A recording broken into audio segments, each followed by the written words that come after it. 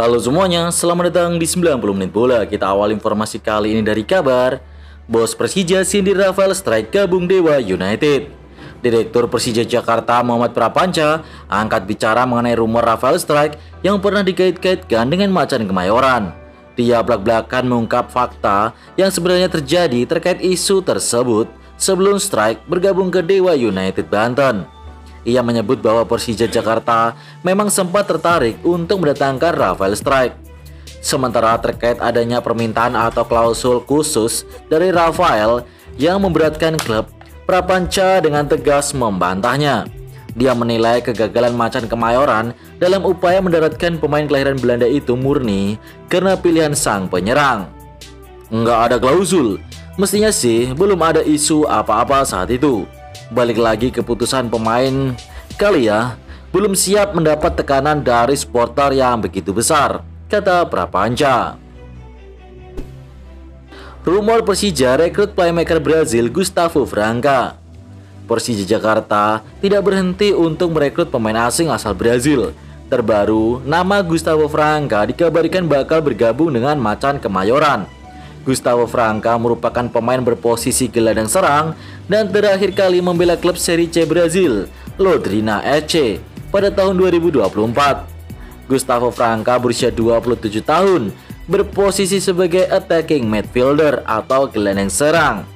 Dilansir dari laman transfermarket.com, pada musim lalu Franca bermain untuk klub Londrina dan mencatatkan 1 gol dari 10 penampilan di Serie C Brazil.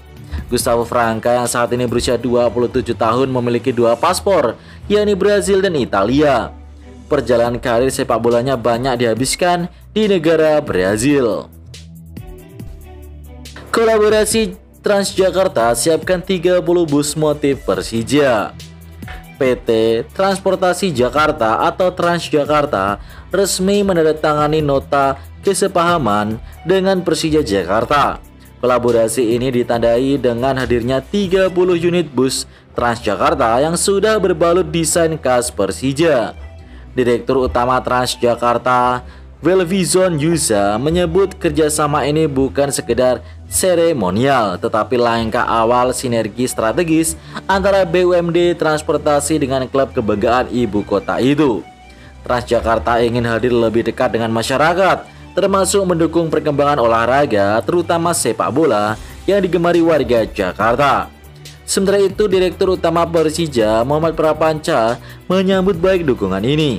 Ia berharap kerjasama dengan Transjakarta mempermudah akses transportasi Jakmania saat mendukung tim kesayangannya di stadion. Persib TC di Thailand 10 hari dan 3 laga uji coba. Setelah gagal meraih hasil maksimal di turnamen Piala Presiden, Persib Bandung bersiap melakoni program lanjutan untuk menghadapi BRI Super League musim 2025-2026.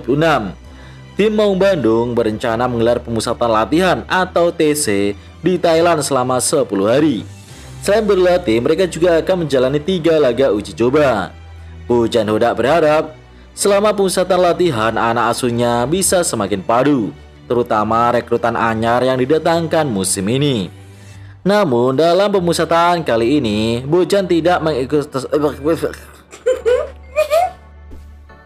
laga perdana Super League jadi kado ulta Arema FC. Arema FC dipastikan bermain di kandang, yakni di Stadion Kanjuruhan, Malang, saat menyambut PSPS Biak di laga perdana BRI Super League pada Senin 11 Agustus 2025 sore. Menariknya, momen itu bertepatan dengan hari ulang tahun Arema FC. Ya, jadwal perdana di kompetisi musim baru itu bertepatan dengan hari ulang tahun Arema FC yang konon ke-38.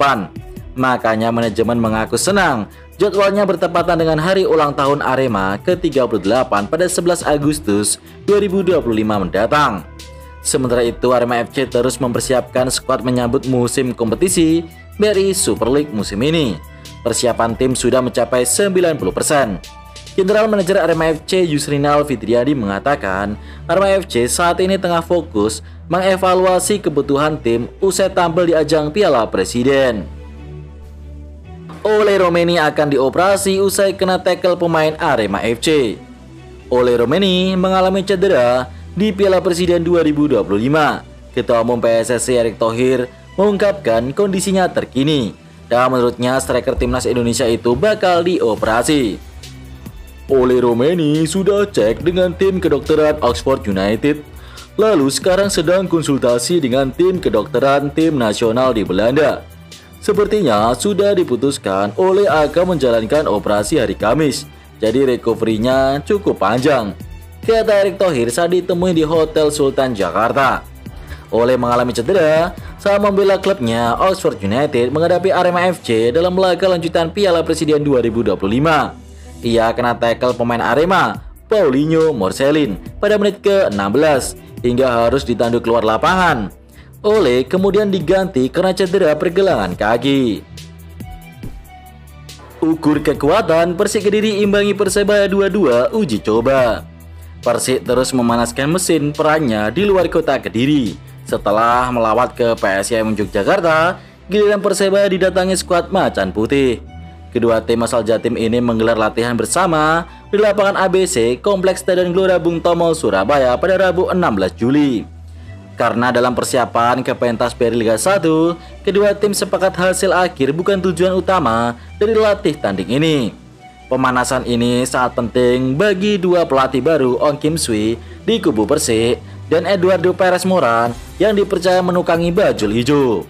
Laga ini berlangsung tertutup, namun bonek mania banyak yang melaporkan bahwa dalam laga ini skor akhirnya imbang 2-2. Di tikung PSM, Persebaya gagal dapatkan Abu Kamara. Dengan torehan 9 gol dan 2 assist dari 10 laga musim lalu, Kamara dinilai sebagai striker kelas atas. Nilai pasarnya mencapai 3,91 miliar rupiah dan disebut sedang dalam pantauan intensif Persebaya Surabaya. Namun situasi berubah cepat setelah PSM Makassar ikut dalam perburuan. Kamara bahkan tertangkap mengikuti akun Instagram resmi PSM, memperbesar kemungkinan ia lebih condong ke klub pasukan Ramang. Kamara memiliki rekam jejak luas dengan bermain di Liga Malaysia, Slovenia, Kosovo, dan Makedonia. Total ia mencatatkan 67 pertandingan dengan kontribusi 33 gol dan 4 assist sepanjang karirnya. Persebaya Surabaya menunjukkan sikap adaptif dalam merespon dinamika pasar. Klub langsung mengamankan Mihailo Perovic dari Serbia dan mempromosikan 5 pemain muda dari EPA ke tim utama. Ketum PSSI Erick Thohir ingin LIB revisi jumlah pemain asing. Erick Thohir telah resmi mengirimkan surat kepada PT LIB terkait pengaturan jumlah pemain asing yang berlaga di kompetisi I-League musim 2025-2026. Dalam surat tersebut, Erick Thohir meminta agar PT LIB meninjau ulang kebijakan yang sebelumnya mengizinkan setiap klub menurunkan maksimal 8 pemain asing dalam pertandingan.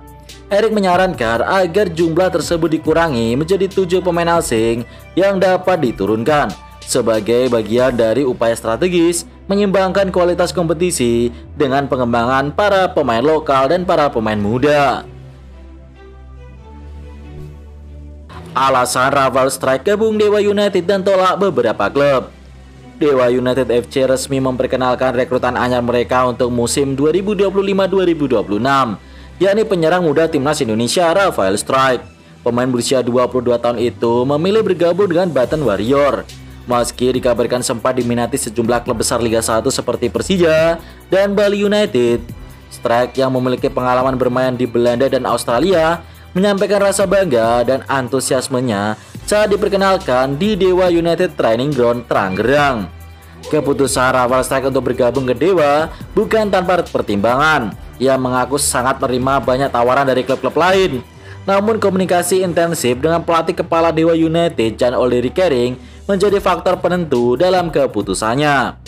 Meski baru pertama kali akan menjajal atmosfer sepak bola Liga 1, Strike mengaku sudah mulai mempelajari karakter permainan di Indonesia.